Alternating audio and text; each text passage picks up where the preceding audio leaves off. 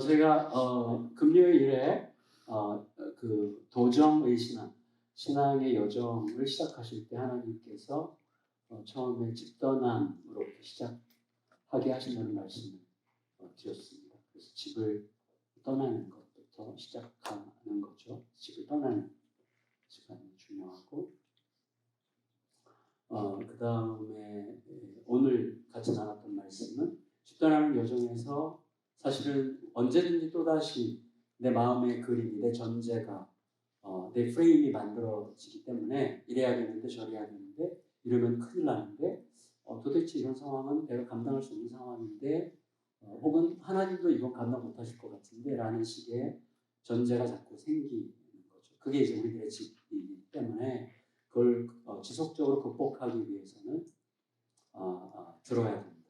하나님부터 계속해서 들어야 됩니다.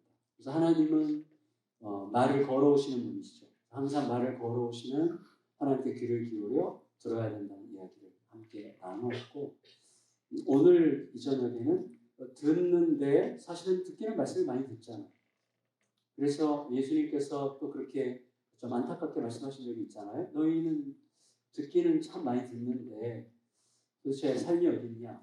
특히 야고보서가 우리들에게 도전하잖아요.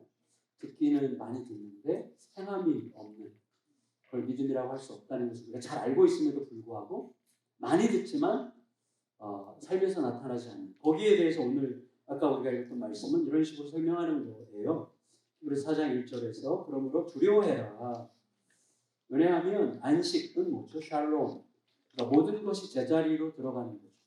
그러니까 예를 들어서 모든 것이 제자리로 돌아간다고 할 때 표면적으로는 내 육체가 내가 원래 하나님께서 주신 그 건강한 상태로 돌아갈 때 우리는 편안함을 느끼잖아요. 그리고 내 몸이 이렇게 나와 있을 때 약간 기대가 되고 흥분이 되고 설레이지만 저도 지금 너무 집에 가고 싶거든요. 그래서 집 떠난 지 5주차가 되니까 참 약간 저녁 때마다 아내한테 여보 미안해. 앞으로는 한 달 이상 비우지 않도록 하겠습니다. 이렇게 약속을 자꾸 하게 되는데 힘들죠. 자꾸 이제 집으로 가고 싶은 것. 이런 어떤 표면적인 형태의 제자리 찾기가 우리에게 안식을 주지만 사실 더 중요한 건 뭐죠? 아무리 편안한 환경과 객관적 조건들을 갖고 있다고 할지라도 내 마음에 무엇이 없으면 불편하고 힘들고 고통스럽고 뭔가 어긋난 것 같은 느낌을 느끼지 않습니까? 그러니까 샬롬이라는 것은 모든 것이 제자리를 찾아 들어간다는 것인데 그 핵심은 뭐죠? 하나님과의 관계 속에서 내가 하나님의 품에 안겼고 하나님의 마음이 나에게 쑥 들어왔고 내가 하나님께 받아들여지고 있다는 것에 대한 확신이 나를 움직이고 있을 때 우리는 모든 게 제자리로 돌아간 것 같은 느낌을 느끼는 거죠. 그래서 그게 이제 샬롬이죠. 그 샬롬. 그래서 샬롬의 약속이 있는 거예요. 샬롬의 약속이 아직 우리에게 있는, 물론 이건 이제 종말론적으로 궁극적으로 우리가 도달하게 될 그 지점에 대해서 말하는 거지만 사실은 그때에 가서야 비로소 우리가 누리게 되는 게 샬롬이 아니라 그 샬롬은 우리의 일상에서 늘 누려가야 되는 거죠. 근데 그 약속이 남아있는데 너희 중에 혹 이르지 못할 자가 있을까 염려된다. 혹은 이르지 못하는 자가 이미 있는 거죠. 우리가 알듯이 히브리서의 배경은 이미 믿음에서 떨어져 나가는 자들을 보면서 두려운 마음으로 너희가 더 이상 믿음에서 떠내려가지 않기를 바란다는 의미에서 지금 견뎌라 좀. 믿음으로 견뎌라. 그래서 믿음으로 계속 나아가는 거죠. 그래서 히브리서 11장 같은 경우는 믿음의 영웅들을 쭉 나열하면서 믿음의 길이 어떻게 가능한지에 대해서 우리들에게 소개하고 있지 않습니까? 그러는데 약속이 우리에게 있어요. 그러니까 우리에게 샬롬을 분명히 약속하셨어요. 하나님의 말씀은 곧 현실이죠. 아멘? 하나님은 빛이 있으라 하시면 빛이 있었고 말씀은 곧 현실이에요. 그러니까 약속하셨다면 약속은 이미 이루어진 거예요. 그런데 우리를 못 누리잖아요. 왜 그러냐는 거예요. 왜 그러냐. 약속하셨는데 못 누려요. 그러니까 못 누리죠. 약속하셨는데도 못 누려요. 그런데 왜 그런가에 대해서 2절에서 뭐라고 설명하는가 하면 그들과 같이 우리도 복음 전함을 받았지만 이미 복음을 받았어요.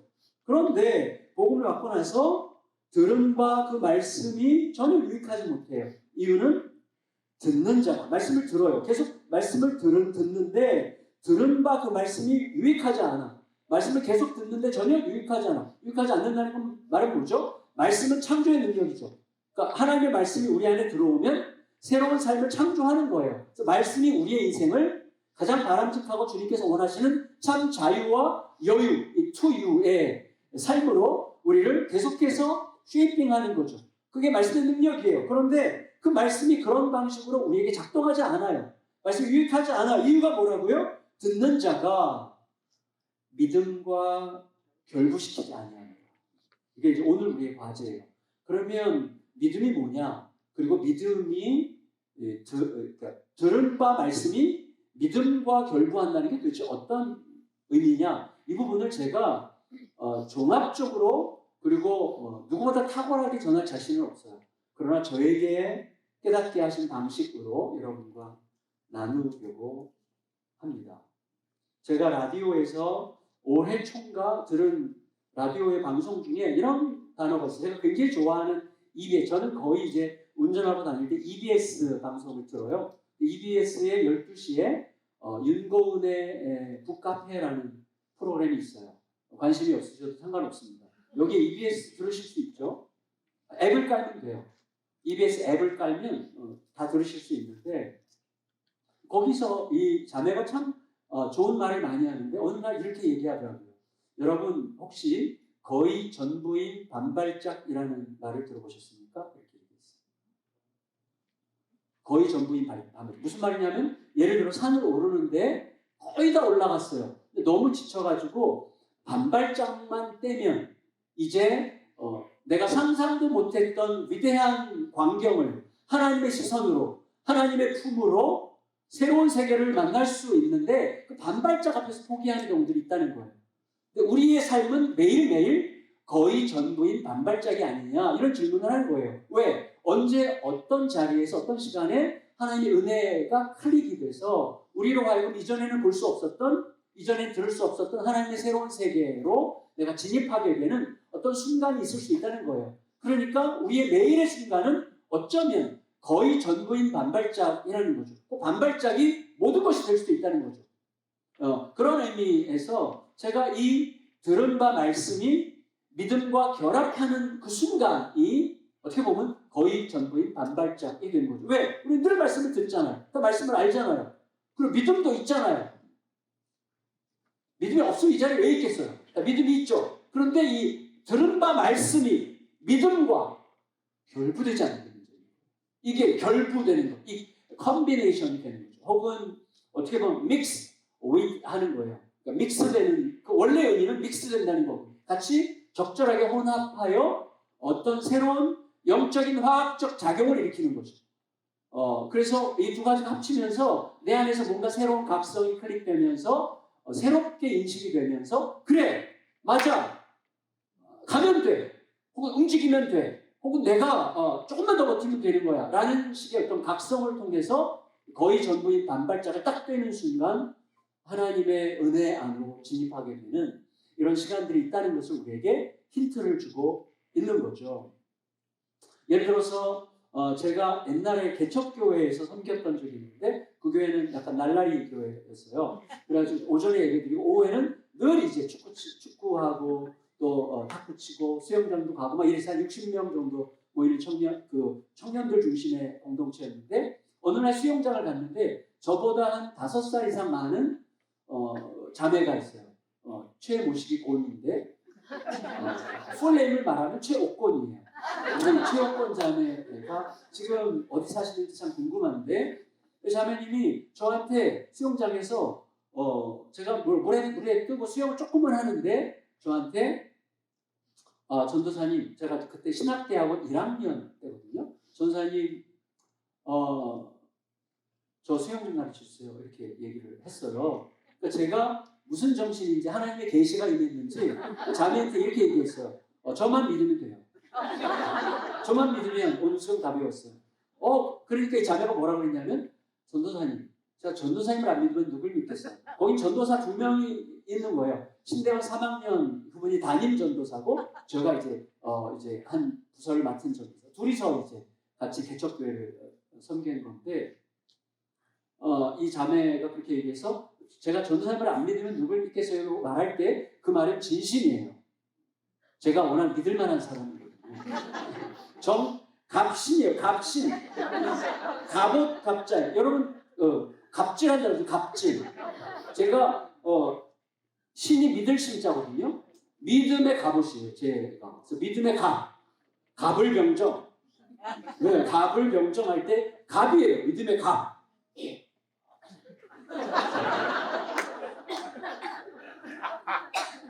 근데 이 자매가 사실 우리 회사님 비추어 보더라도 우리가 예를 들어서 박상일 목사님에게 이것 좀 가르쳐 주세요.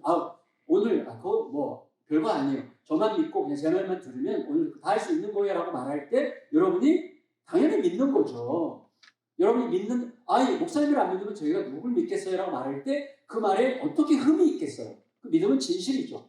근데 이 자매가 어떻게 하면 돼요? 그래서 벽에 이제 손을 잡고 제가 발끝을 잡아드릴 테니까 물에다 몸을 맡기세요. 숨을 이렇게 들이쉬고 물에다 몸을 맡기고 편안하게 있으면 뜰 거라고.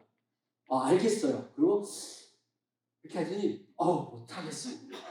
왜? 자기가 어릴 때도 물이 너무 무서운데 지금 이렇게 하면 죽을 것 같대. 그래서 제가 얘기했어요. 믿는다 그랬잖아요. 믿죠? 그래 해보세요. 못하겠어요. 믿는다면 믿어요. 해보세요. 못해요. 이걸 이제 몇 번 반복하다가 결국 안 했어요. 자, 그럼 이 자매가 그날 수영을 배울 수 있었어요. 근데 결국 못 배웠죠. 이유는 뭐죠? 물에 몸을 맡기세요라는 말씀을 들었어. 근데 뭘 믿었어요? 제 말을 믿는다고 확신했지만 믿은 게 뭐예요? 물에 내 몸을 맡기면 빠져 죽을지도 모른다는 자기의 생각을 믿은 거죠. 그러니까 우리가 많은 경우에 그러는 거죠. 그러니까 믿기는 믿는데 사실은 이렇게 했다가는 내가 망할지도 모르겠는데 라는 생각을 믿기 때문에 반발짝을 못 떼는 거거든요. 반발짝만 뗐으면 물에 떴겠죠. 네. 그러니까 그런 하나님은 다 아시고 말씀하시는 거잖아요. 하나님 다 아시고 말씀하시는데 우리는 안 가본 길이기 때문에 못 맡겨요. 그래서 하나님께서 말씀하셔도 내 판단이 훨씬 더 중요하게 나에게 여겨지기 때문에 믿음의 반발짝을 못 띄는 거죠. 그래서 들은 말씀과 믿음이 이 믹스되고 영적인 화학적 결합이 이루어져야 하는 거죠. 그래서 어떤 흐름으로 제가 여러분과 짧게 말씀을 나누려고 하는가 하면 첫 번째는 우리가 기본적으로 다시 점검해야 될 첫 번째 기초가 있어요. 기초. 그리고 나서 우리 현실이 어떤가. 그리고 우리 현실에 대한 주님의 대답은 무엇이고 그리고 마지막으로 주님의 대답에 대한 우리의 대답은 무엇이어야 하는가. 이 순서로 잠깐 말씀을 나누도록 하겠습니다. 첫 번째, 우리가 알아야 될 가장 기본적인 뻔히 알지만 다시 확인할 필요가 있는 게 있어요. 그게 제가 그냥 읽어드릴게요. 히브리서 1장 3절에 이렇게 되어 있는데 이 모든 날 마지막에는 아들을 통하여 우리에게 말씀하셨으니 이 아들을 만유의 상속자로 세우시고 또 그로 말미암아 모든 세계를 지으셨느니라 이렇게 말씀하시면서 다시 말하면 아들을 통해서 세상을 지으셨다는 말씀을 하시면서 이는 우리 아들 예수 그리스도는 하나님의 영광의 광채시요 그 본체 형상이시라 그러면서 이렇게 말씀합니다. 그의 능력의 말씀으로 만물을 붙드시며 이렇게 얘기하세요. 페로라는 단어인데 만물을 일으키시고 만물을 견디고 다스리신다. 뭐 이런 의미예요. 그러니까 모든 만물이 하나님의 말씀에 붙들려 있다는 거예요. 자, 우리는 다 믿어요. 세상이 하나님의 말씀으로 창조되었다는 것을 믿죠. 그 말씀의 창조적 능력을 우리가 알아요. 그래서 우리가 경험적으로 알잖아요. 누군가로부터 무슨 말을 들으면 그냥 죽어요, 마음이. 제가 아는 제가 그 청년부를 같이 했던 아까 그 개척교회 같이 했던 그 신대원 3학년 전도사님이 저보다 8살 많으신데 그분의 어머니가 교회에서 설교 말씀 듣고 돌아가셨어요. 이분이 교회에 이제 헌금을 하시다가 가까운 사람이 어려운 교회가 있는데 교회에다 말하기에는 너무 미안해서 그쪽 교회에 11조를 이렇게 하고 있었는데 그거를 목사님이 알게 됐어요. 그러면 목사님이 불러서 대화를 하든지 교회에다가 헌금을 하면 교회가 그 금액을 보내주겠다라고 하든지 저희 교회는 그런 식으로 하거든요. 그런데 이 목사님이 일단 기분이 너무 상했어. 너무 기분이 나빴어요. 그리고 목사님한테 의논하지 않고 다른 교회 11조를 낸다는 사실을 알고 나서 너무 분이 나고 화가 나고 어쩔 줄 몰라서 분을 품고 있으면 어느 순간 분이 나가요. 그래서 이분이 막 무슨 얘기하다가 그 전도사님의 말에 따르면 우리 교회에 이세벨 같은 여자가 있는데 이렇게 얘기를 했다는 거예요. 근데 그 어머니가 나한테 하는 얘기구나라고 알아들으셨대요. 그게 얹혀가지고 병이 된 거예요. 잠을 못 주무시고 교회 갈 때마다 죄책감에 빠지고 교회 갈 때마다 너무 마음이 무겁고 이제 씻을 수 없는 죄를 진 것 같은, 이게 얼마나 못할 짓입니까? 이게 말도 안 되죠. 어떻게 목사님이 저도 목사지만 목사가 되지 말 걸 그랬어요. 근데 어쨌거나 정말 위험한 말이죠. 설교 시간에 어떻게 그런 말을 합니까? 감히 말이 안 되는 거죠. 그런데 그런 말을 하는 인간들이 있어요, 사실은. 그래서 그 한마디 말이 들어가서 생명을 죽음으로 바꾼 거죠. 병이 생겨서 돌아가셨어요. 그러니까 사실은 사람의 말도 이렇게 엄청난 힘이 있다는 거 우리가 너무나 잘 알고 있지 않습니까? 하나님은 말씀으로 세상을 지으셨어요. 그리고 지금도 여전히 말씀이, 로고스가, 성경 말씀이 세상을 변화시키는 능력인 거죠. 제가 몇 년 전에 일본 철학자 중에 굉장히 주목받는 젊은 철학자 중에 사사키 아타루라고 하는 철학자가 있어요. 이 사람 니체 전공자인데 이 사람이 쓴 책 중에 제목이 너무나 재밌어서 제가 사서 읽었는데 책 제목이 잘라라 기도하는 그 손을 이라는 책이에요. 기도하는 손을 잘라버리래.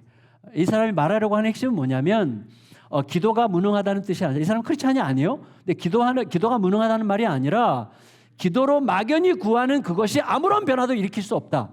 기도도 텍스트에 근거해서 해야 된다는 거예요. 이 사람이 강조하려고 하는 핵심은 뭐냐면 세계 역사는 결국 텍스트의 역사라는 거예요. 다시 말해 로고스의 역사라는 거예요.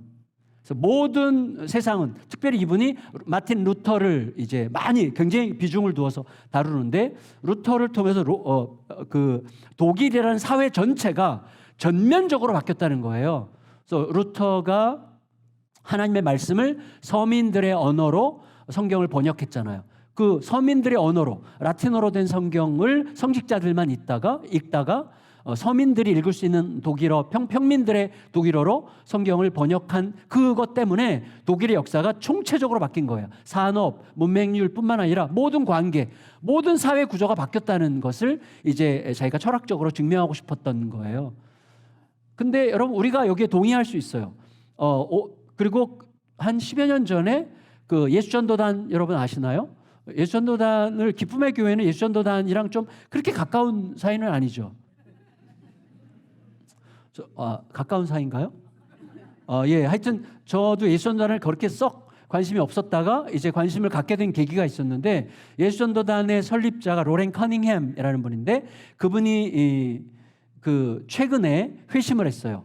그러니까 예수님을 안 믿다가 믿었다는 뜻이 아니라 사역적 회심을 했어요. 내가 그동안 하나님의 음성 듣기 이런 거에 너무나 집중을 했는데, 물론 중요하지만 하나님의 말씀에 대한 강조 없이 하나님의 음성 듣기에 너무나 신경을 쓴 것에 대해서 내가 회심한다, 이렇게 얘기했어요. 그러면서 이분이 쓴 책이 하나님의 책이라는 책을 냈어요. 하나님의 책이에요, 제목이. 근데 그 책에서 말하려고 하는 핵심이 뭐냐면, 성경 말씀이 들어갔을 때, 그러니까 성경의 텍스트죠.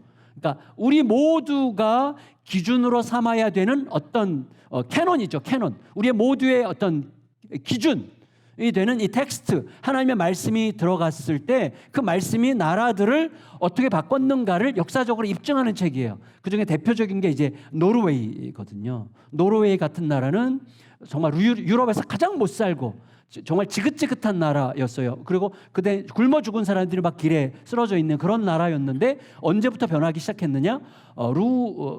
한스 헤우겐이라는 사람이 농부인데, 말씀이 어느 날 이 사람을 사로잡았어요. 그래서 말씀에 완전히 사로잡혀서 그때에는 말씀을 어떤 경계선을 뛰어넘어서 다른 지역의 말씀을 전할 수 없게 되어 있었대요. 근데 이 사람이 이 뜨거움 때문에 말씀을 전하기 위해서 스키 타고 다니면서 이제 이 마을 저 마을 말씀 전하러 다니다가 감옥에 2번이나 가고 이랬대요. 그런데도 나라가 못 말렸어요. 이 사람이 전국적으로 다니면서 말씀을 전하고 사람들을 모아서 말씀을 중심으로 여러분 이따가 끝나고 얘기하실 그 서로 대화하는 공동체들을 만들고 이렇게 하면서 사람들의 의식이 바뀌고 문맹률이 바뀌고 그다음에 말씀에 근거한 새로운 산업들이, 그러니까 말씀에 근거해서 세상에 대한 우리들의 태도가, 세계관이 달라지면서 직업적으로 굉장히 새로운 창조적인 방식들이 생각나기 시작하면서 산업이 그때부터 일어났다는 거예요. 좀 복잡한 얘기인데 사실 그 책이 엄청 재밌게 썼거든요. 혹시 관심이 있는 분은 로렌 커닝햄의 하나님의 책이라는 책을 제가 볼 때 90%는 안 읽으시겠지만 그래도 한번 기회가 되시면 한번 읽어보시면 좋지 않을까 싶습니다. 어쨌거나 우리가 꼭 기억해야 돼요. 말씀으로 충분하다. 그러니까 말씀 외에 다른 것이 필요 없다는 뜻이 아니라 우리는 말씀 빼놓고 다른 어떤 것들에 너무나 충실하다는 말씀을 하려고 하는 거예요. 그러니까 말씀 위에서 다른 것들이 중요하지, 말씀에 대한 신뢰, 말씀이 사실은 세계를 창조했고 세계를 붙들고 있는 하나님의 로고스가 사실은 지금도 세계를 붙들고 있다는 것을 믿지 않으면 사실은 우리는 들은 말씀과 믿음이 결합될 수가 없어요. 들은 말씀이 내 안에서 믿음을 불러일으키는 거거든요. 말씀이 내 안에서 이게 정말 세상을 움직이는 기본이구나라는 사실이 내 안에서 이렇게 깔려 있어야 되는 거죠. 이게 너무나 중요한 것이죠. 그래서 여러분 시편 19편에 보면 이런 말씀이, 시편 19편 2, 3, 4절에 보면 날은 날에게 말하고 밤은 밤에게 지식을 전하니, 이거 다 아시죠? 이 내용. 날은 날에게 말하고 밤은 밤에게 지식을 전하니 뭐라 그랬어요? 언어도 없고 말씀도 없으며 들리는 소리도 없으나 그의 소리가 온 땅에 통하고, 하나님의 소리가, 하나님의 말씀이 온 땅에 통하고 그 말씀이 없는 데 있어요. 그래서 뭐라 그랬어요? 언어도 없고 말씀도 없고 들리는 소리도 없는데 그의 말씀이 세상 끝까지 이르도다. 다시 말해 온 세상을 하나님의 말씀이 붙들고 있다는 거예요. 근데 저는 사실은 과학에 대해서 전혀 모르지만 요즘에 약간 양자 물리학 이런 데 관심이 많이 가서 이제 유튜브 동영상으로 강의를 많이 들어요. 그런 양자 물리학 들으시는 분들 계시죠? 여기 뭐 워낙 전문가들이 계실 것 같아서 굉장히 쫄리는데 상관없어요. 뭐 하나님만큼 모르기는 우리가 마찬가지니까 상관이 없는데 요새 뭐 양자의 얽힘 이런 얘기를 하더라고요. 다시 말하면 아무리 멀리 떨어져 있어도 원자끼리는 연결되어 있다는 이야기를 하는 거예요. 그래서 제가 지난 초에 박 목사님이 정말 시간을, 너무 바쁜 분이잖아요. 이 귀한 시간을 내서 2박 3일 동안 나야가라를 갔다 왔거든요. 이거 말하면 안 되나요? 몰래 갔다 오진 않았어요. 자녀님들은 아시더라고요. 근데 가는 길에 골즈 밸리라는 데가 있어요. 아시죠? 이렇게 계곡, 이렇게 호수 아래로 막 이렇게 계곡이 파여 있는 그 골즈 밸리를 가는데 그 호수에서 물이 이렇게 떨어지는, 깨끗한 물이 떨어지는 거예요. 제가 일부러 그 물에 손을 한참 대고 있었어요. 너와 내가 이제야 만나는구나. 그래서 이 물이 얼마나 오랫동안 거기 있었겠어요. 근데 그 물은 원자로 되어 있고 저도 원자로 되어 있죠. 원자와 원자가 만났는데 저는 이 만남에 하나님의 개입하심이 있다고 믿어지더라고요. 물론 제가 약간 좀 뻥치는 게 많아요. 그런데 중요한 건 뭐냐면 여기에 어떤 나중에 하나님께 가면 사실성이 있을 것 같아요. 그러니까 이 만남, 모든 만남 뒤에 우리의 믿음의 길은 운명적이지는 않지만 섭리적이잖아요. 하나님의 섭리가 있겠다, 이런 생각을 하게 되는 거거든요. 어쨌거나 우리가 세상을 이해할 때, 세상을 바라볼 때, 또 우리의 삶을 바라볼 때 이걸 굉장히 의도적으로, 지속적으로, 반복적으로 확인해야 되는 게 뭐냐면 오늘 나의 삶도 기초는 말씀이고 모든 게 하나님의 말씀에 붙들려 있고 말씀이 오늘도 내 삶을 끌어갈 거야. 그러니까 하나님의 말씀이 오늘 내 가슴으로 들어와 내 안에서 제대로 작동하면 내 안에서 새로운 창조가 일어날 거야. 불편했던 그 관계, 그리고 힘들었던 그 일에 대한 새로운 관점, 환경이 하나도 안 바뀌어도 말씀이 들어와 오늘 말씀 나눴던 것처럼 하나님과 통하면 모든 게 다른 시선으로 보이기 때문에 이전과 다른 시선으로 보이면 어떻게 되죠?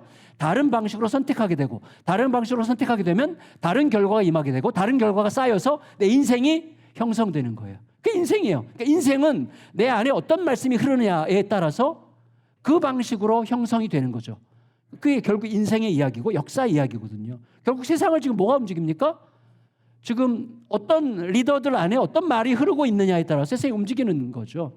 그러니까 세상이 결국은 로고스에 의해서 움직이고 있다. 이걸 우리가 좀 대전제를 마음속에 꼭 기억해야 되리라고 생각합니다. 그런데 우리들의 현실은 어떠냐? 2장 1절을 제가 읽어드릴게요. 2장 1절 이렇게 되어 있어요. 히브리서 2장 1절에 그러므로 우리는 들은 것에 더욱 유념함으로 뭐라 그랬어요? 우리가 흘러 떠내려가지 않도록 함이 마땅하니라.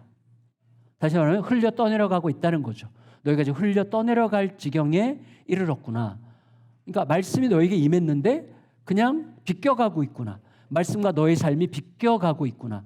꽤 말씀을 듣는 척하고 꽤 말씀이 너의 삶에 머물러 있는 것 같은데 너의 삶을 보니 자꾸 말씀이 비껴가고 있구나. 이런 말씀이죠. 예를 들어서 우리가 바카스병을 딸 때 어떻게 따요? 손에 기름이 묻어 있는 채로 바카스병을 따면 아무리 돌려도 안 따져요. 헛도는 거죠. 헛도는 거죠. 그래서 이 손바닥이 뽀송뽀송해야 딱 잡고 따다닥 따져야 되는 거잖아요. 그런 것처럼 이 들은 바 말씀이 믿음과 결합되어 뭔가 따닥하고 작동이 돼야 되는데 말씀은 계속 듣는데 뭔가 작동이 안 되고 계속 헛도는 거예요.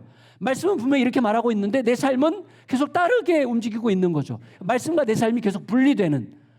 도대체 이게 뭐냐? 지금 그걸 우리에게 얘기하고 있는 거거든요. 왜 떨어져 가느냐? 영적 착시 현상이거든요. 영적 착시 현상. 여러분 저기 어제 장로님 우리 필라델피아 시티 투어 시켜주실 때 거기 보니까 일루전 뮤지엄이 있더라고요. 일루전 뮤지엄 가보셨죠? 가보시면 어떻게 됩니까? 분명히 얘가 더 크고 얘가 조그만데 실제로는 똑같아요. 근데 우리 눈에는 분명히 얘가 훨씬 더 커. 이런 거랑 똑같은 거예요. 그러니까 하나님께서 우리에게 분명히 말씀하셨는데도 불구하고 이 말씀이 전혀 현실성이 없게 너무 비합리적으로 너무나 구체적인 현실이 되지 못하는 것처럼 확신이 되는 거예요. 그러니까 안 따르는 거거든요.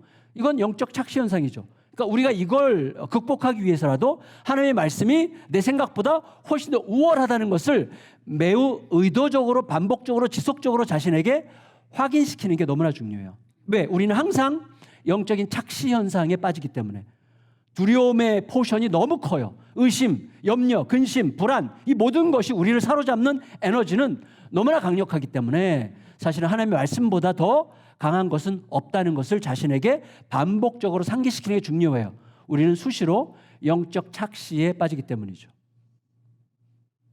그리고 나서 또 우리가 왜 떠내려가죠? 이런 것들 영적 치매에 걸렸기 때문이에요. 우리는 다 영적 치매 환자들이에요. 예를 들어서 이런 거죠. 자, 제가 돈을 좋아하는데 여러분과 마찬가지로 저도 돈을 좋아합니다. 근데 누가 이렇게 생각할 때가 있어요. 누가 현찰로 한 100억쯤 주면 내가 아내한테 말할까? 이렇게 생각해봤어요. 나 말 안 할 것 같아요. 누가 현찰로 100억을 줬어요. 그냥 합법적으로 줬어요. 합법적으로 필요한데 쓰시라고.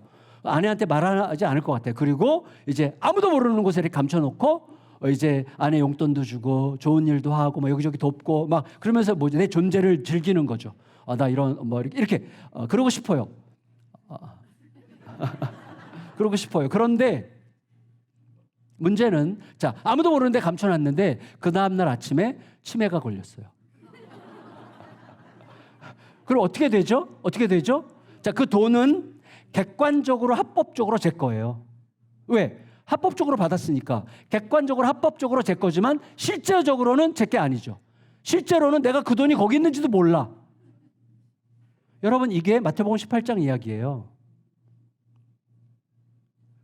하나님으로부터 주인으로부터 갚을 수 없는 10,000달란트. 이거는 갚을 수 없는 돈이죠. 갚을 수 없는 돈을 탕감받았어요. 근데 조금 있다가 자기 친구 100데나리온 얼마 되지 않죠. 100데나리온 빌린 친구의 멱살을 잡고 감옥에 쳐넣잖아요. 다시 말하면 갑자기 치매가 걸린 거예요. 나에게 조금 아까 무슨 일이 있었는지를 몰라. 우리가 살아가는 게 그거예요. 하나님께서 예수 그리스도 안에서 우리에게 베푸신 일이 도대체 얼마나 엄청난 일이고 대단한 일이고 얼마나 위대하고 놀랍고 우리의 전 삶을 걸어도 괜찮을 만큼 엄청난 일인가 하는 것을 자꾸 까먹기 때문에 영적 치매에 걸려가지고 여기에 비하면 아무것도 아닌 어떤 것에 눌려서 죽을 것 같이 살아가는 거죠. 죽을 것 같이. 성경은 하나님의 부유하심을 얘기해요. 우리도 그렇게 고백해요. 우리의 실제는 하나님 너무나 가난해. 어떻게 알아요? 우리가 살아가는 법을 보면 알아요. 우리가 살아가는 삶을 보면 내 안에 계신 하나님의 크기가 어떤지를 알 수 있어요. 여러분 그 얘기 아세요? 제가 옛날에 왔을 때 말씀드렸나 모르겠는데 말씀을 드려서 상관없습니다. 다시 들으세요. 근데 안 들으셨을 거예요. 너무 유치한 얘기이기 때문에. 제가 옛날 20대 때 들었던 아재 개그예요. 그러니까 지금 40년이 지났으니까 너무 옛날 얘기를 해서 우리 다시 옛날을 상기하면서 한번 기억나시는 분 계실 거예요. 저기 보면 필라에또 유명한 사람이 누구죠? 권투 선수. 락키잖아요.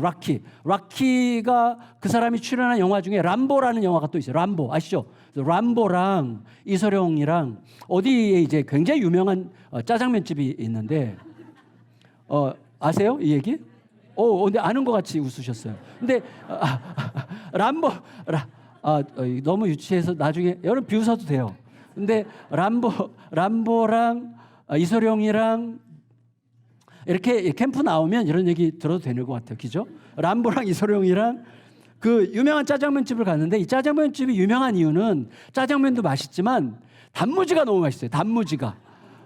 진짜 단무지가 어떻게 이렇게 맛있지? 막 이렇게 사람 생각할 만. 그래서 짜장면을 시키고 단무지 시켰는데 단무지가 너무 맛있어가지고 짜장면이 아직 반 그릇이나 남았는데 단무지가 한 개밖에 안 남았어요. 그러니까 이 람보가 그 단무지 내가 먹고 싶은 거야. 그래가지고 이소룡에게 제안했어. 야, 우리가 시합해가지고 이기는 사람이 단무지 먹자. 그래, 뭐 어떻게 할까? 우리 한 대씩 때려가지고 아무렇지도 않은 사람이 먹기로 하자. 자신 있으니까. 람보는 맷집이 있죠. 그러니까 이소룡이 알았어. 람보가 자신 있었어요. 그래서 너가 먼저 때려. 이소룡이 온 힘을 다해서 막 때렸는데 진짜 와, 이소룡이 펀치가 그렇게 센지 몰랐어요. 너무 아팠어. 그런데 꾹 참았어. 왜? 먹으려고. 그래서 이소룡한테 나 안 울었지? 안 울었지? 그랬더니 이소룡이 안 울었어. 자, 이제 너 순서야. 돼. 그랬더니 이소룡이 아니야. 이거 너 먹어. 이거 너 먹어 그랬어요. 그리고 아줌마 여기 단무지 한 접시 더 주세요. 그랬대요. 자, 이게 사실은 되게 웃긴 얘기지만 우리는 그 단무지가 요것밖에 없을 거라고 확신하고 살아요. 근데 우리가 사실 늘 고백은 하나님은 모든 것의 주인이시고 하나님은 부유하시다고 고백하잖아요. 근데 우리의 삶은 하나님 부자가 아니야. 우리의 삶을 보면 하나님 부유하시지 않아요. 하나님 모든 것을 원하시는 때 원하시는 만큼 주실 수 있는 분이 아니에요. 우리의 삶을 보면. 이게 흘러 떠내려가는 거죠. 그래서 우리의 삶을 정말 곰곰하게 성찰하는 게 너무너무 필요합니다. 그래서 영적 착시와 영적 치매를 무척 조심해야 되는 거죠. 우리 현실에 대한 주님의 대답이 2장 14절 15절에 나오는데 제가 읽어드릴게요. 2장 14절 15절에 보면 이렇게 되어 있습니다. 자녀들은 혈과 육에 속하였음에 그도 또한 같은 모양으로 혈과 육을 함께 지니심은 예수님이 육체로 오신 이유가 뭐냐? 죽음을 통해 자기가 죽어주심으로 예수님이 왜 우리에게 사람이 되신 이유 아시죠? 사람이 되신 이유는 뭐예요? 죽기 위해서죠. 사람이 되시지 않으면 죽을 수 없잖아요. 사람을 대신해서 죽어주셔야 구원이 일어나는데 죽을 수가 없잖아요, 하나님이. 그러니까 죽기 위해서 사람이 되신 거죠. 그래서 육체, 죽음을 통해 죽음의 세력을 잡은 자 곧 마귀를 멸하시며 15절에 뭐라 그럽니까? 죽기를 무서워함으로 한평생 매여 종로로 타는 모든 자들을 놓아주려 하십니다. 자, 우리가 왜 그렇게 못 믿죠? 듣긴 듣는데 왜 이게 믿음과 결합하지 않죠? 두려움에 눌려 있어서 그래요. 망할까봐 두려워해요. 망할까봐 두려워서. 그래서 예수님은 우리에게 오신 이유 중에 핵심적인 이유가 뭐냐면 저도 항상 의도적으로 제 자신에게 이렇게 얘기해요. 너 망해도 상관없어. 너 오늘 망해도 모든 걸 잃어도 너는 하나도 잃지 않을 만큼 다 받았어. 맞잖아요. 우리가 오늘 내 인생이 끝이어도 아무 상관이 없어. 이미 영생이 나를 감싸고 있어요.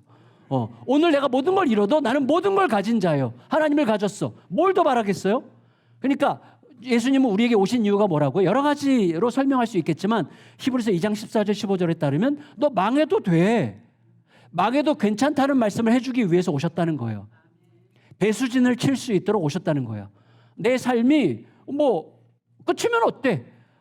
내가 오늘 그의 뜻을 따라 살면 되는 거예요. 이게 너무나 중요해요. 왜? 나는 이미 영원에 감싸여 있기 때문이죠. 여러분 수술 받아보신 분 계세요? 수술 받아보신 분? 수술. 정장로님 몇 시간짜리 수술 받으셨어요? 2시간. 예. 좀 약간 약소하네요. 그다음에 또 수술 2시간보다 더 많이 목사님 6시간. 나랑 똑같아. 저도 6시간. 저 이쪽 귀를 6시간 수술 받았는데요. 그때 깨달은 게 있어요. 뭐냐면 이제 마취하잖아요. 수술 시작합니다. 하나, 둘, 셋 하면 그냥 뻗죠. 근데 놀라운 건 뭐죠? 수술 시작합니다 했는데 수술 끝났습니다야. 수술이 시작과 끝이 붙어 있죠. 맞죠? 붙어 있어요. 제가 알았어요. 죽음과 깨어남도 똑같아요. 그래서 우리는 죽었어. 내가 죽었어요. 근데 500년이 흘렀어. 깨어났어요. 근데 500년이 안 느껴져요, 우리는. 500년이 흘렀어도 죽었다가 깨어나는 거예요. 수술을 받아보면 중간에 15시간 수술을 했어도 그냥 수술 시작과 수술 끝이 붙어 있는 거예요. 그래서 죽음이 두렵지 않아요. 저는 5년 전에 제가 혈액암 판정을 받았는데 그 전에 2번 쓰러졌어요. 한 번은 중국에서 제가 박선일 목사님이랑 같이 우리 중국 선교 같이 올해 20년 이상 같이 했거든요. 중국에서 한 번 쓰러졌고 한 번은 제가 대구에 집회 갔다가 호텔에서 쓰러졌어요. 2번 다 다행히 한 번은 선교사님이 옆에 계셔서 저를 응급실로 데려가서 살았고 한 번은 그냥 쓰러졌는데 깨났어요. 진짜 기적적으로 2시간 만에 깨났어요. 얘가 이제 막혔다가 뚫렸는데 제가 이제 혈전이 많이 생기는 병이에요. 그래서 어디든지 막히면 그냥 이제 뭐 심장이 멎든지 아니면 뇌졸중이 뇌경색이 오든지 이렇게 되는 건데 그때 제가 알았어요. 처음에 중국에서 쓰러질 때 이렇게 죽어가는구나 라고 느꼈어요. 이렇게 죽어가는구나. 그리고 알았어요. 엄청 편안합니다. 진짜 엄청 평안해요. 제가 그래서 죽음에 대한 두려움을 극복했다고 말할 수는 없지만 죽음이 굉장히 다정하게 올 수도 있는 거구나 라는 걸 느끼게 됐어요. 그런데 최근에 영화배우 중에 김수로라고 있잖아요. 김수로가 유튜브에서 그 간증을 하더라고요. 제가 죽었었대요. 숨 못 쉬면서. 이렇게 내가 죽어가는구나 그랬는데 그렇게 표현할 수 없대요. 이렇게 막 약간 조는 것 같으면서도 막 이러면서 내가 이제 죽는구나 라고 느꼈는데 그렇게 가는 거예요. 죽음이 두렵죠. 예수님은 우리에게 육체로 죽음을 죽이셨잖아요. 죽음으로 죽음을 죽이신 이유가 뭐예요? 우리에게 죽어도 상관없어. 그래서 이미 명백하게 말씀하셨지 않습니까? 죽어도 살리라. 망해도 괜찮다. 말씀해 주시기 위해서 오셨다는 것을 기억해. 이게 우리 현실에 대한 주님의 대답인 거죠. 이게 무척 중요합니다. 그러니까 이런 거죠. 자, 여러분 그 정원을 가꾸잖아요. 중국이나 일본이 굉장히 정원 가꾸기 잘하죠. 그걸 뭐라고 부르죠? 조경이라고 그러죠. 조경. 우리나라는 조경이 덜 발달해 있어요. 우리나라의 규칙은 뭐냐? 대한민국의 오랜 전통은 뭐냐면 차경이에요. 차경이 뭔지 아세요? 경치를 빌리는 거예요. 그래서 중국이나 일본은 앞마당에다가 그 자연을 앞마당에 끌어들여. 근데 한국 사람들은 산 속에다가 정자 하나 줘. 그럼 산이 전체가 내게 되는 거예요. 맞잖아요. 차경이 훨씬 위대한 거예요. 차경이. 그러니까 우리들의 삶은 마치 내가 생각하고 이해할 수 있는 틀 안에 하나님의 뜻을 자꾸 가둬두려고 하기 때문에 이게 작동이 안 되는 거예요. 제가 첫날 말씀드렸던 것처럼 내 집을 부수고 에녹처럼 하나님과 동행하는 게 나의 삶의 모든 목적이 되면 엄청나게 자유로워지는 거죠. 매이지 않고 여유와 자유를 누리며 여유와 자유를 타인에게 확장하며 살아갈 수 있는 힘을 계속해서 공급받고 이 안에서 일어나는 걸 느낄 수 있는 거거든요. 그러면 주님의 이 대답하심, 시계가? 네. 주님의 이 대답하심, 제가 몇 시까지 해야 되죠? 11시까지요?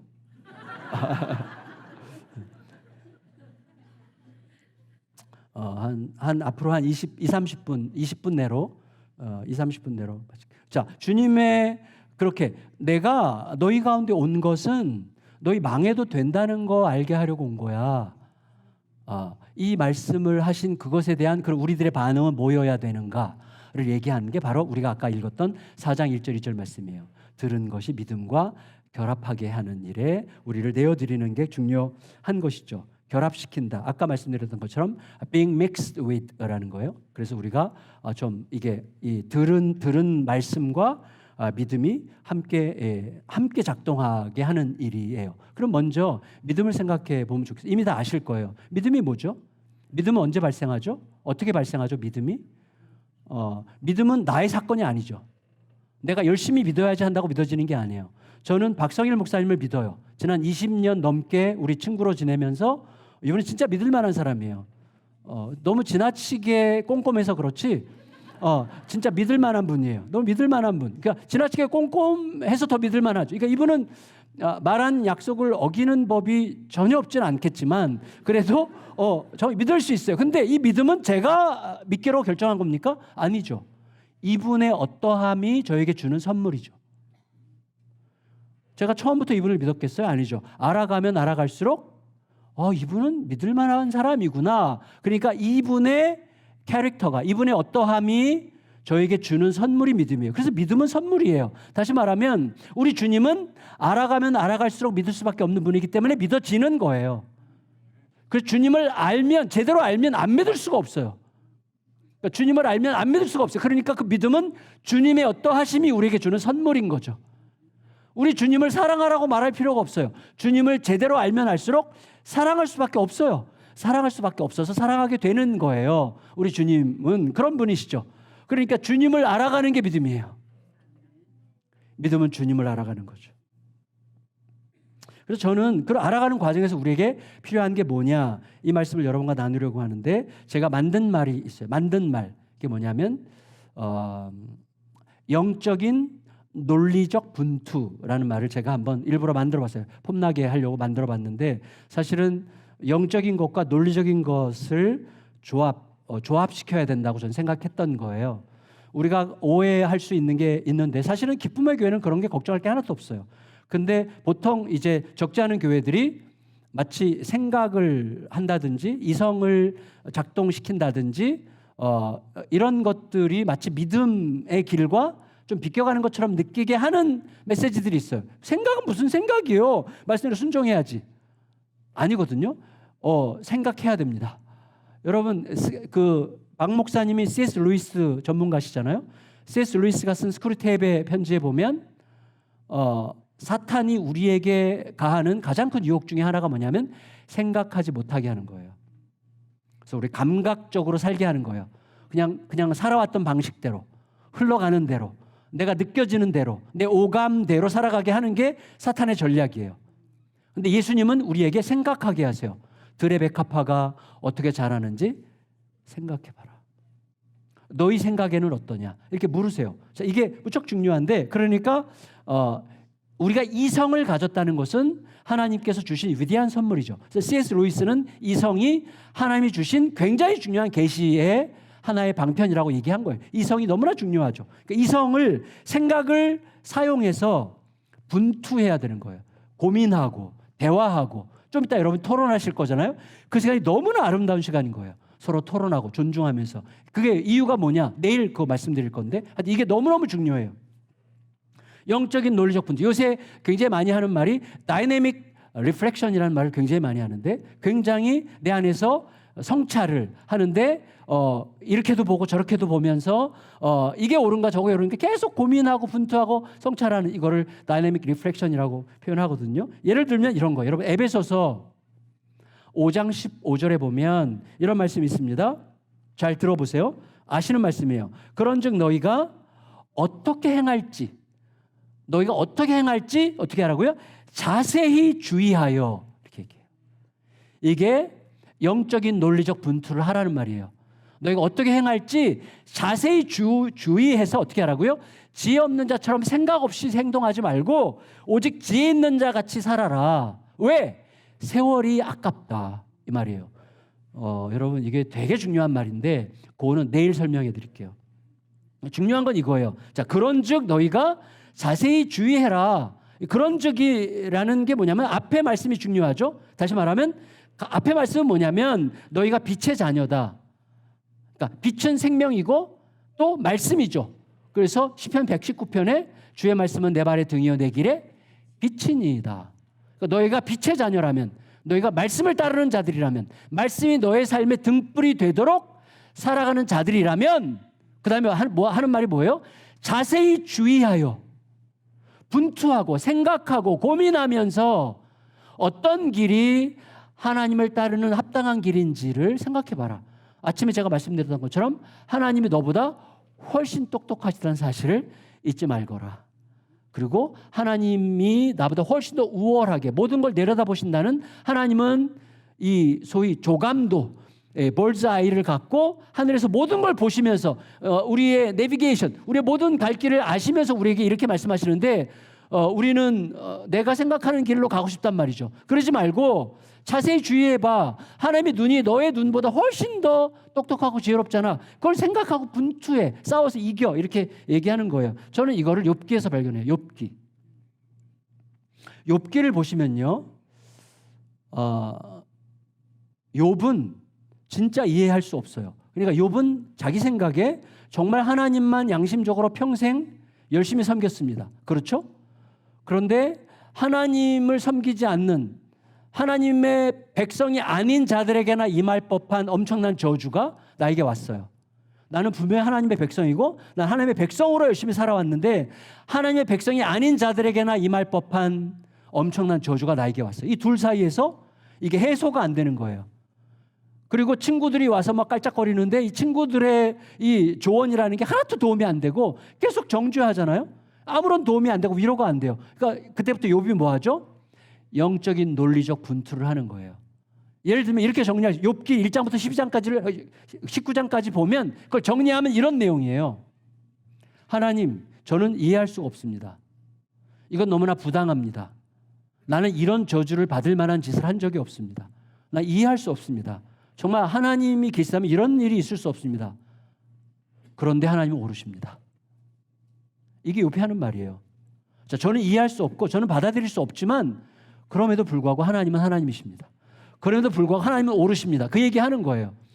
여러분, 불신자들이 많은 경우에 하나님이 계시다면 이런 일이 생길 수 있어? 하나님이 있다면 이런 일이 있을 수 없잖아 라고 얘기하는데 그 말은 어떤 뜻이죠? 하나님이 계시다면, 하나님보다는 하나님이 있다면 이런 일은 있으면 안 되라고 생각하는 내 생각이 하나님보다 옳다는 주장이죠. 맞죠? 하나님이 있다면 이런 일 따위는 있으면 없다, 있을 수 없어 라고 하는 내 생각이 하나님보다 옳다고 생각하는 거죠. 이런 사람은 답을 못 찾아요, 결국은. 그런데 욥은 끝내 어떻게 버텨요? 난 이해할 수 없어. 하나님이 진짜라면 이런 일은 있으면 안 돼. 근데 하나님은 진짜야. 그래서 이 사이에서 계속 분투하는 거예요. 하나님은 오르셔. 하나님이 신실하셔. 하나님은 진짜 창조자셔. 나 하나님을 부인할 수 없어. 그런데 하나님을 부인할 수밖에 없는 일들이 생겼어. 이거 어떻게 해야 되지? 이 사이에서 계속 고민하다가 결국 욥이 그 영적인 논리적 분투 끝에 도달한 지점이 어디냐면 이거예요. 19장에 가면 욥이 이렇게 얘기해요. 내가 알기에는 나의 대속자, 나의 변호사, 나의 카운슬러, 나의 보혜사가 살아계시니 마침내 그가 어느 날 땅 위에 서실 것이라. 내 가죽이 벗김을 당한 뒤에도 내가 죽더라도 내 육체 밖에서 그분을 보고야 말 거야. 내가 죽더라도 그분이 계셔야만 이건 말이 되는 거야. 나를 변호하고 나를 알아주고 나에 대해 설명해 줄 수 있는 누군가가 있지 않으면, 계시지 않는다면 이건 말이 안 돼. 그러니까 하나님이 오르시고 나에게는 하나님이 옳지 않으셔야만 일어날 수 있는 일이 있는 게 사실이라면 이 모든 것을 풀어줄 보혜사가 있는 게 분명해. 나는 그분을 알 수 없지만 그분이 있어야만 돼. 그러면서 내가 죽어서라도 그분을 보게 될 텐데 내가 그를 보게 된다면 이렇게 얘기해요. 내 눈으로 그를 보기를 낯선 사람처럼 하지 않을 것이라. 왜? 이런 거죠. 딱 보는 순간 내 고통 속에 내내 함께 계셨던 분이 바로 당신이었군요. 뭔가 익숙하네요. 그 얼굴을 내가 처음 보는 것 같지 않네요. 라고 바로 당신이셨군요. 라고 말하게 될 거라고 욥이 말하는 거예요. 여러분, 그러니까 욥이 결국 도달하는 거 그거예요. 그러니까 욥이 나중에 창조자 하나님을 받고 하나님의 기적을 받기 때문에 변한 게 아니에요. 왜냐하면 얼마나 많은 기적들에 의해서 이스라엘 백성들이 안 변합니까? 엄청난 기적들을 봐도 안 변할 사람은 안 변해요. 기적이 바꾸는 게 아니라 기적 이전에 그 기적을 받아들일 수 있는 영적 논리적 분투의 결과, 하나님은 끝까지 오르시다는 사실이 내 안에서 흔들리지 않았기 때문에 창조자 하나님께서 당신을 계시하실 때 그게 확 받아들여지게 됐던 거예요. 그래서 우리들의 굉장히 중요한 게 뭡니까? 영적인 논리적 분투가 너무나 중요하다는 것을 여러분에게 나누려고 하는 거예요. 제가 한 가지 예를 드리고 말씀을 정리할게요. 제가 몇 시에 시작했어요? 이게 아까 7시에 시작했으니까 7시 반. 네. 우리 저의 한국에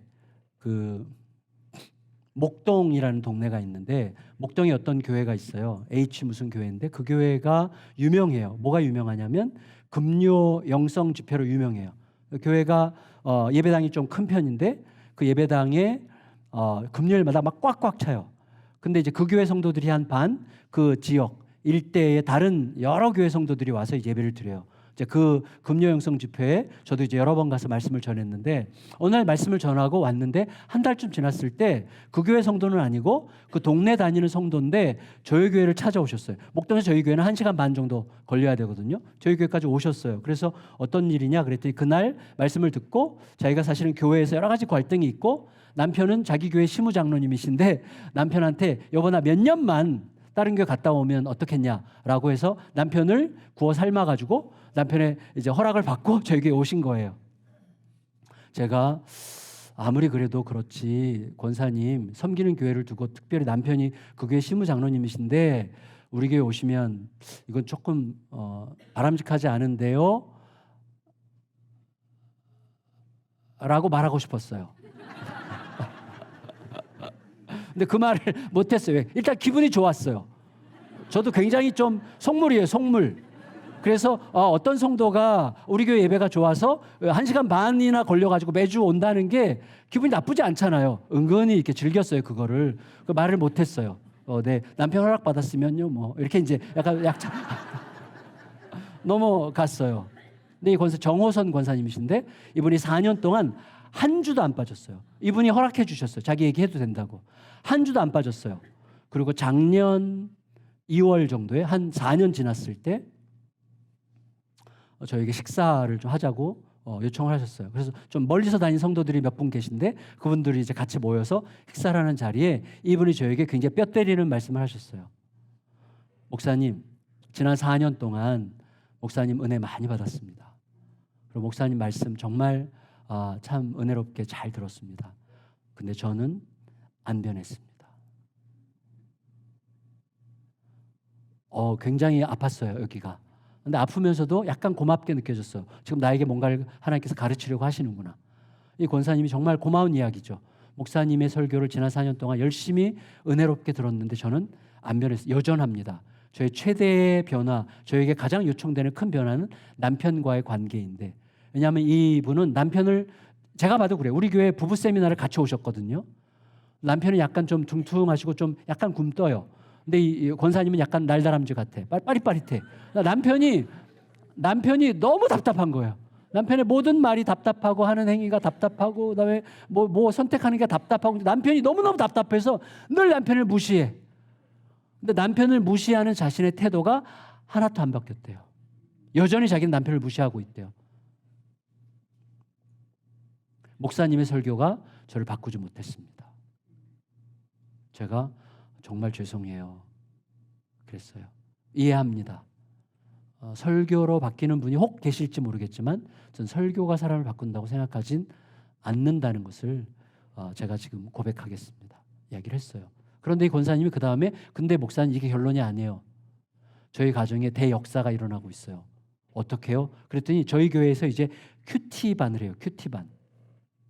큐티반은 정원이 15명이에요. 큐티 아주 전문적으로 큐티하는 어떤 목사님 사모님이 계신데 그분에게 제가 큐티반을 부탁을 드렸습니다. 근데 이분은 정말 치열한 분이세요.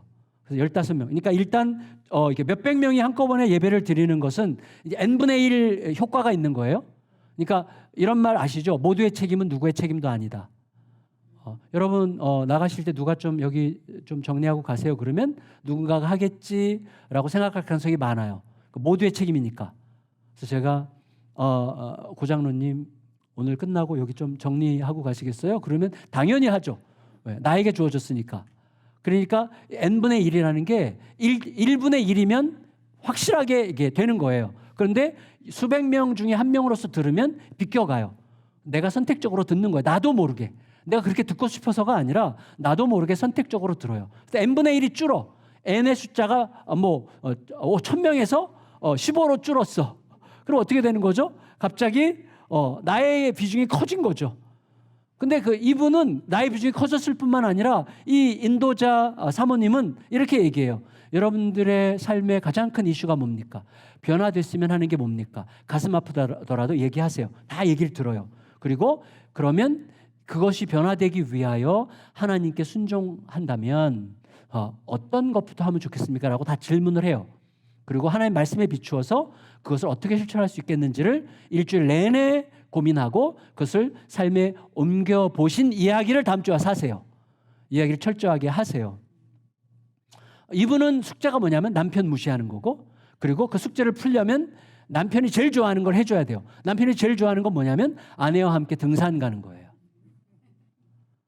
근데 아내는 날다람쥐잖아요. 높은 산에 호르륵 올라가는 남편은 이렇게 올라가니까 답답해 속이 터져. 그래서 같이 못 가요. 그 남편은 발이 뚱뚱해가지고 자꾸 신발끈이 자꾸 풀어져. 올라가면서 남편 또 신발끈 묶는 거 기다려야 되고 막 이러니까 나 당신은 같이 못 가. 맨날 그랬어. 남편이 너무너무 같이 가고 싶어 하는데 한 번도 같이 안 간 거예요. 남편이 원하는 걸 해줄게요. 등산 같이 가겠습니다. 라고 결정을 한 거예요.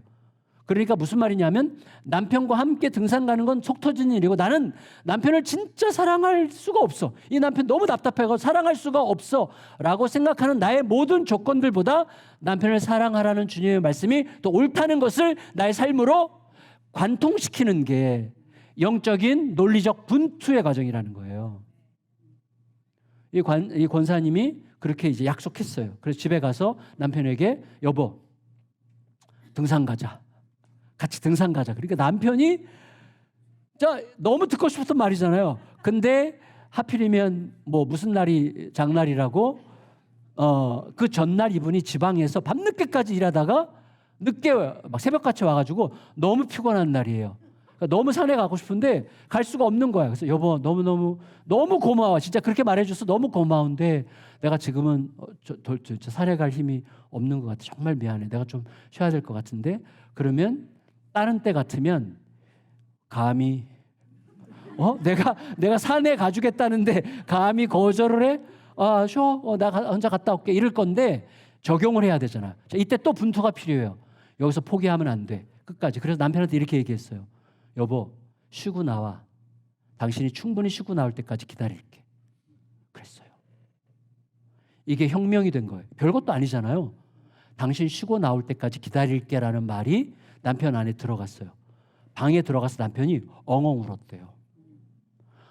아내로부터 들어본 평생 가장 따뜻한 말이야. 당신 쉬고 나올 때까지 기다려줄게. 이 말을 못 들어봤어요. 이 말을 듣고 막 너무 마음이 울컥해가지고 막 울었대요. 그러고 나서 이거 쉬고 자시고 필요 없어. 막 당장 트레이닝복으로 갈아입고 나온 거예요. 산에 갑시다. 내가 산에 올라가다가 죽더라도 내가 가야 돼. 그래가지고 남편이 나온 거예요. 남편을 배려해서 평소에 자기가 가는 산은 목동의 좀 높은 산인데 그냥 거의 평지 같은 편한 길로 처음 그 길을 간 거예요. 처음 남편을 배려해서. 그래서 천천히 정말 쑥쑥 올라오는 걸 막 누르면서 가고 여전히 또 신발끈 2번이나 풀어진 거 또 안에서 자기가 다 묶어줬대요. 묶어주면서 같이 이제 중간에 쉬고 가고 두 번째 쉴 때 쉬고 나서 일어나서 이렇게 가는데 누가 슝 지나가더래요. 자기 여동생이더래.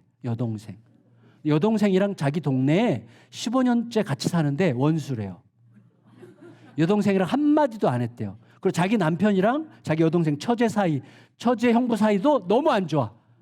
서로 말을 안 해. 근데 이거 적용하기 용기가 생겨요. 그러니까 남편에게 적용하다 보니까 갑자기 뭐가 생겨요? 하나님과 통한 거잖아요. 하나님과 통하니까 어떻게 돼요? 여유가 생긴 거예요. 관대해져요. 그러면 그래서 나도 모르게 동생 이름을 불렀대요. 누구누구야? 이분이 장호선이니까 호수가 이렇게 했겠죠. 저 동생 이름 모르겠어요. 이름을 이렇게 불렀대요. 동생이 이렇게 동생을 알고 온 거예요. 뒤에서 언니 가는구나. 그래서 너무 꼴 보기 싫으니까 빨리 앞서서 가야지 하고 숑 간 거예요. 근데 동생 이름을 부르니까 딱 서더래요. 그래서 막 뛰어가서 동생을 뒤에서 끌어안았대요. 이 안아지더래요. 이게 힘이 성령께서 임하시는 거예요. 그런 때 말씀이 통하면 뭐가 작동이 되는 거예요. 자기도 모르게 끌어안으면서 이렇게 얘기했대요. 미안해. 동생이 뭐가 미안해? 이분이 얘기했대요. 다 미안해. 내가 언니잖아. 언니가 돼가지고 너랑 이렇게 안 좋은 상태를 계속 방치한 거 정말 미안해. 그래서 셋이서 같이 걸어 올라갔대요. 그래서 셋이서 같이 내려오는데 남편이 우리 고깃집 가자. 내가 오늘 쏜다. 그래가지고 정말 고급 고깃집 가가지고 잘 먹으면서 셋이서 이제 새로운 역사를 시작하게 된 거예요. 어떤 굉장히 새로운 역사의 출발점을 만나게 된 거죠. 여러분 이건 해피엔딩이지만 이런 일이 없어서도 돼요. 이런 일이 없었어도 저는 항상 우리 성도들에게 이걸 강조해요. 여러분 하나님의 뜻대로 순종하십시오. 순종할 때 그게 여러분이 하나님의 뜻인 줄 알았는데 하나님의 뜻이 아닐 수 있어서 실패할 수 있습니다. 근데 그게 뭐가 문제예요? 하나님은 여러분이 하나님의 뜻대로 하려다가 실패한 것까지 아시는 분이십니다. 내 뜻대로 하려다가 그렇게 애를 쓰다가 실패한 거 괜찮아. 그래서 그거를 더 위대한 일로 바꾸실 수 있는 분이십니다. 그러니까 실패를 걱정하지 마세요. 과감하게 순종하세요. 그리고 어떤 좋은 결과가 없어도 상관이 없습니다. 여러분 나중에 알게 돼요. 여러분이 하나님의 뜻에 순종하려고 한 것 자체가 위대한 열매라는 것을 알게 될 것입니다. 하나님이 여러분들의 마음속에 엄청난 기쁨을 주시게 될 것입니다.